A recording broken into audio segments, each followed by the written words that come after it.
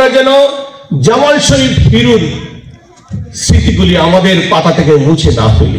শরীয়তপুরে বিএনপির জাতীয় নির্বাহী কমিটির সদস্য এবং শরীয়তপুর জেলা বিএনপির সাবেক সভাপতি অ্যাডভোকেট জামাল শরীফ হিরুর রুহের মাগফিরাতের কামনায় শোক সভা ও দোয়া মাহফিল অনুষ্ঠিত হয়েছে। শুক্রবার বিকেল 6টায় জেলার নড়িয়া উপজেলার ডালিপাড়া জামে মসজিদ ও স্কুল মাঠে এই শোক সভা অনুষ্ঠিত হয়।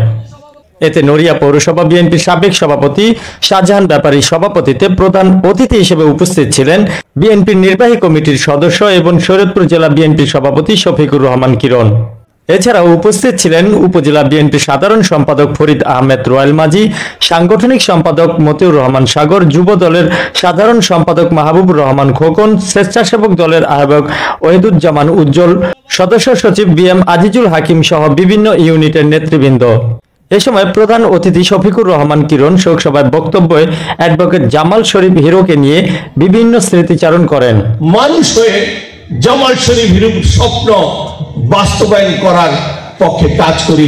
এছাড়াও শোকসভায় উপজেলার নেতারা তাদের বক্তব্যে এই নেতাকে নিয়ে স্মৃতিচারণ করে থাকেন।